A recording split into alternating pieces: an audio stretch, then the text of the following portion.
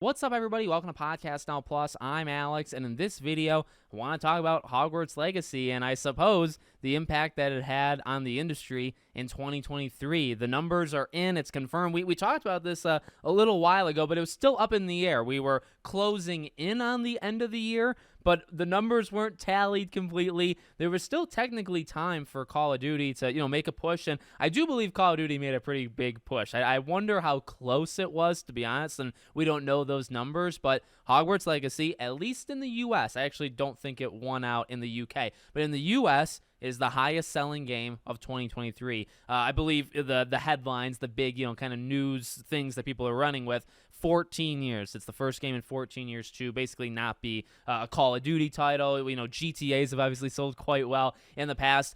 Enormous. It's a lot of the things I said, a few weeks back, but the reason I bring this up, well, there's a few reasons. Number one, I do like to laugh at the people that, wrote this game off entirely.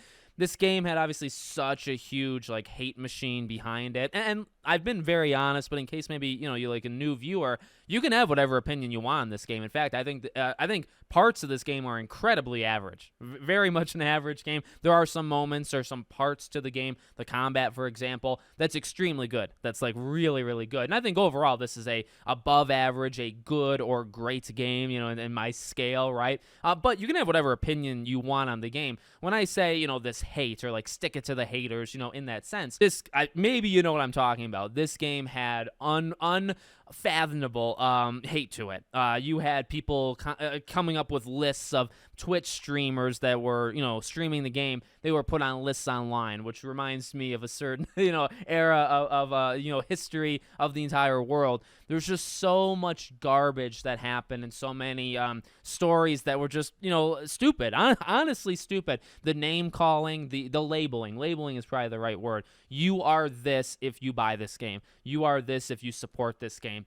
That's what I'm talking about, right? For all those people that said that if you bought this game that's single player, that you're playing in your own house, in your own room, for yourself. It's not for anybody else. You bought it with your own money that you worked for. You bought the game. You're playing it for yourself, and that's it. You are automatically one of the worst. You're in a group of the worst people on planet Earth because you support X, Y, and Z. Complete garbage.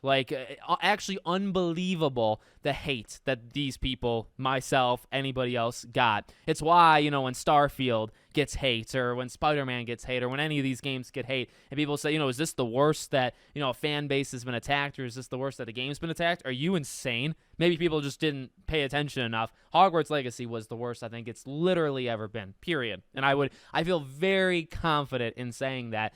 So that's number one. I mean, honestly, I like to stick it to those people and good, all those people that, again, either wrote the game off or labeled everybody as everything. Didn't exactly work, did it? That's really the biggest kind of punch to the face is there was a boycott.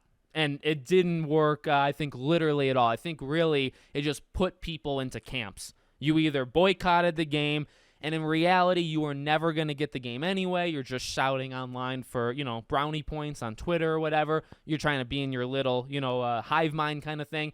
It's either that or, again, you're the worst person on planet Earth. In truth, average Joes, people from all walks of life, bought this game. And ultimately, did that boycott work? Did all those people saying, hey, don't do this, don't support this kind of stuff, did that work? No. I don't know how you actually fail this bad. It's actually very hard to pull this off, right? To try that hard to label, attack, and boycott, to then make the game the highest selling game of the entire year. And breaking records.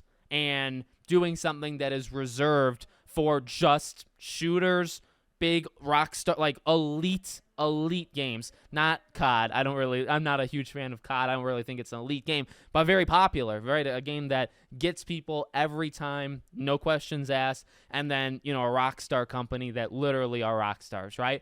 For Hogwarts Legacy to step in and do something that's reserved for that is quite impressive. And then, well, really, that is the second half of it, right? To stick it to people, and then also just, I guess, to illustrate that this doesn't happen, all that much. Again, there's been amazing games, over the past 10, 15 years that I think deserve to sell a lot and don't. They don't make it to the top of the list. But it's what we constantly said, right? This satisfied a need.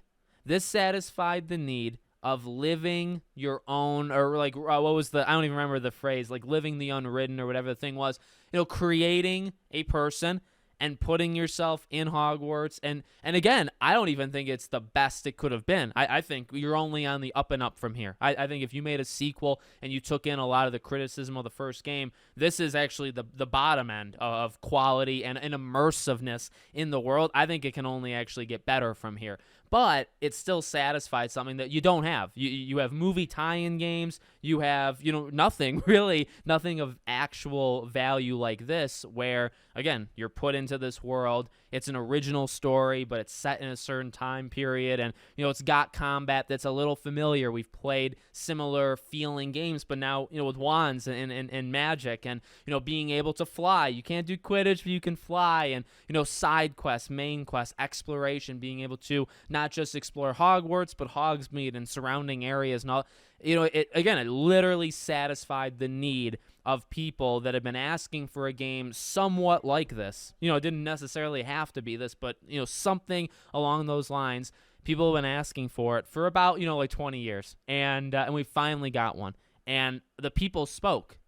That's a huge thing to me, is we got generally what we asked for and what we wanted, and we all spoke with our wallets, and we rewarded it, basically. You know what I mean? Now, the most hilarious thing out of all of it is Warner Bros. Takeaway is to do live service stuff, right?